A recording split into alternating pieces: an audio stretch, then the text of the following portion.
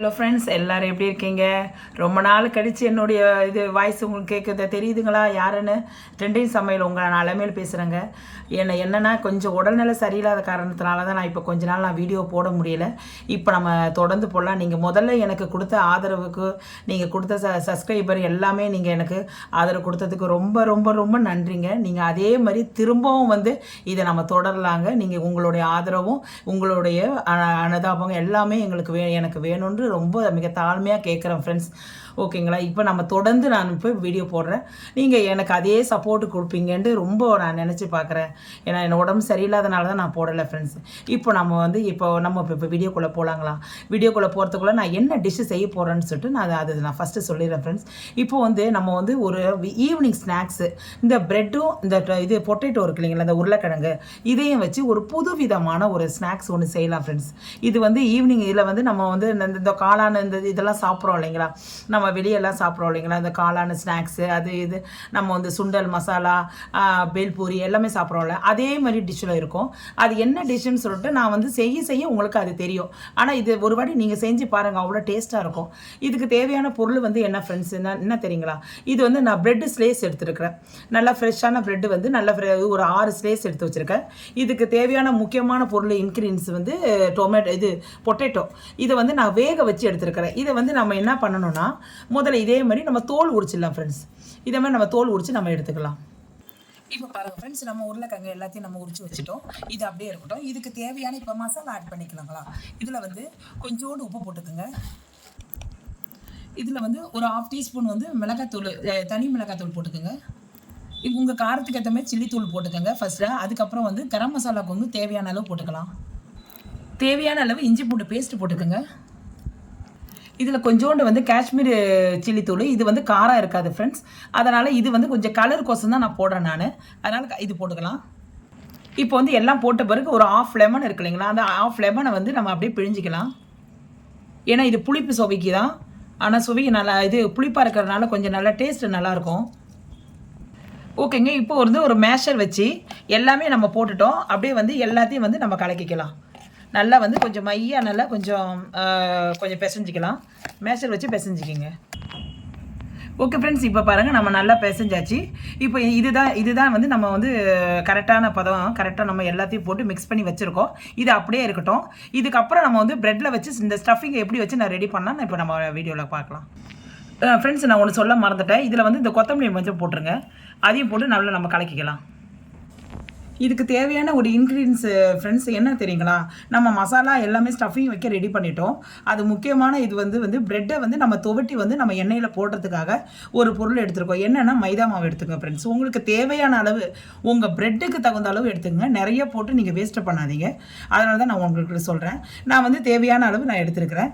இதில் நம்ம தண்ணி ஊற்றி, கொஞ்சம் தேவையான அளவு தண்ணி ஊற்றி நல்லா கொஞ்சம் நல்லா இது முக்கிற அளவுக்கு நல்லா கொஞ்சம் பதமாக நம்ம ஒரு அது ரொம்ப தண்ணியாக இருக்கக்கூடாது, கட்டியாக பிசைஞ்சு வச்சுக்கலாம். இப்போது ஓகே ஃப்ரெண்ட்ஸ், நம்ம பாருங்கள் இதே அளவு நம்ம கரைச்சி வச்சு. இதை பாருங்கள், இந்த அளவு தண்ணியாக இருந்தால் போதும். ரொம்ப ரொம்ப தண்ணியாக வேணாம். இது பாருங்கள், இந்த அளவு ரொம்ப கட்டியாக இருக்கக்கூடாது. ஏன்னா நம்ம துவட்டி நம்ம எண்ணெயில் நம்ம இது பண்ணும்போது நம்ம கரெக்டாக இருக்கணும் இல்லைங்களா, விழும்போது. அதனால் ரொம்ப கட்டியாக இருந்தாலும் அது எடுக்க முடியாது. அதனால் உங்களுக்கு கரெக்டாக ரொம்ப தண்ணியாக இருக்கக்கூடாது, ரொம்ப கட்டியாகவும் இருக்கக்கூடாது. இந்த அளவு கரெக்டான லெவல் பார்த்து நீங்கள் கரெக்ட் பண்ணிக்கோங்க. இதுதான் கரெக்டான அளவு. இது போதும். அடுத்த நெக்ஸ்ட்டு பார்க்கலாம்.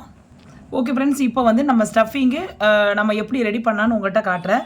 இப்போ நம்ம ஸ்டஃபிங்கோடு நம்ம இப்போ ஒரு ப்ரெட் எடுத்துக்கோங்க.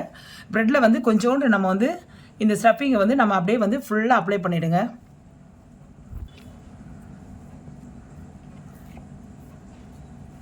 அப்படியே ஃபுல்லாக அப்ளை பண்ணிவிடுங்க.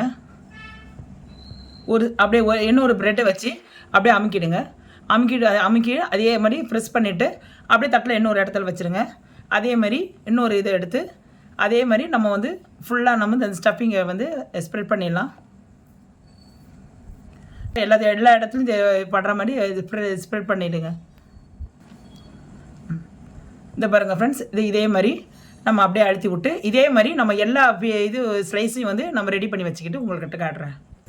ஓகே ஃப்ரெண்ட்ஸ், இப்போ பாருங்கள் நம்ம இதே மாதிரி ஸ்லேஸ் நம்ம உள்ள ஸ்டஃபிங்கோட ரெடி பண்ணி வச்சிருக்கிறோம். இதே மாதிரி இந்த பிறகு இதே மாதிரி நீங்களும் ரெடி பண்ணி வச்சுக்கோங்க. இதே மாதிரி இப்போ நம்ம அப்படியே நம்ம மைதா மாவு வச்சிருக்கோம் இல்லைங்களா, அப்படியே தோட்டி நம்ம எண்ணெயில் போட வேண்டியதான். இப்போ இப்போ பாருங்க ஒரு வானல்ல நம்ம ரெடியாக இது வந்து எண்ணெய் காஞ்சிட்டு இருக்கு. இப்போ வந்து நம்ம வந்து கரெக்டாக நம்ம போட்டு நம்ம டிக் பண்ணி எடுத்துடலாம். ஓகே ஃப்ரெண்ட்ஸ், இப்போ நம்ம வந்து ஒரு ஸ்லேஸை எடுத்துக்கிட்டோம். ஓகேங்களா, இதை வந்து நம்ம என்ன பண்ண போகிறோம், அப்படியே வந்து இதில் போட்டுருங்க, அந்த மாவில் போட்டுருங்க. மெதுவாக போடுங்க ஃப்ரெண்ட்ஸ். ஓகேங்களா, போட்டு அப்படியே வந்து கையால் வந்து இப்படி ஒரு அமுக்கிடுங்க. ஓகே ஃப்ரெண்ட்ஸ், இப்போ நம்ம போட்டுடலாம்.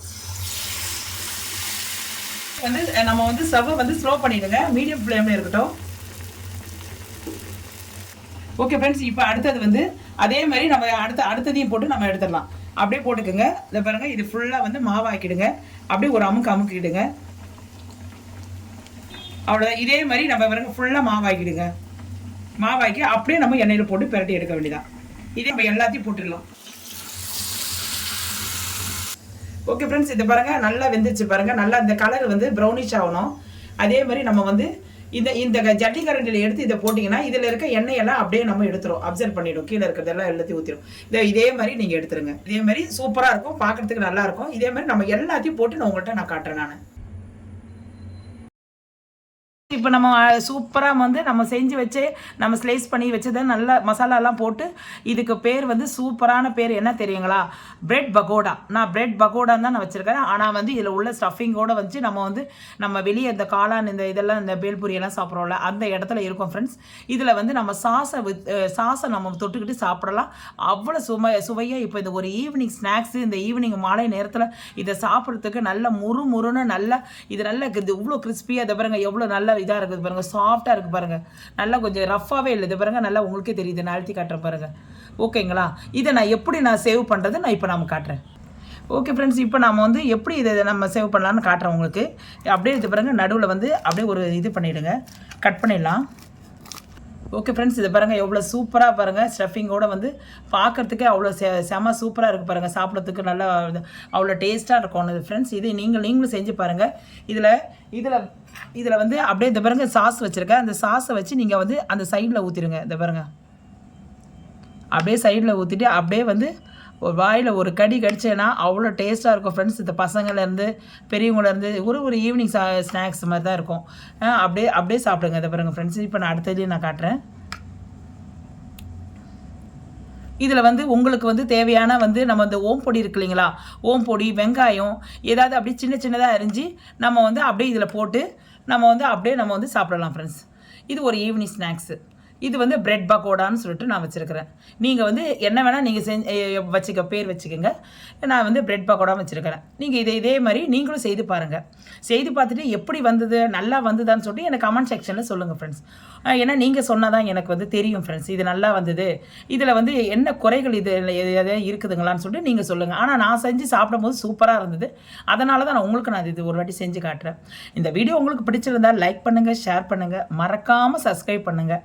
அப்புறம் என்னுடைய வீடியோ பார்க்குறதா பெல் ஐக்கானை கிளிக் பண்ண மறந்துடாதீங்க ஃப்ரெண்ட்ஸ். இது ஓகே ஃப்ரெண்ட்ஸ், என்னுடைய வீடியோவை இன்றைக்கி ஃபஸ்ட் டைம் போட்டிருக்கேன். கொஞ்சம் பார்த்து கொஞ்சம் சப்போர்ட் பண்ணுங்கள் ஃப்ரெண்ட்ஸ். நீங்கள் உங்களுடைய சப்போர்ட்டுக்காக தான் நான் காத்துட்ருக்கேன். ஓகேங்களா, உங்களுடைய ஆதரவு எனக்கு வேணும் ஃப்ரெண்ட்ஸ்.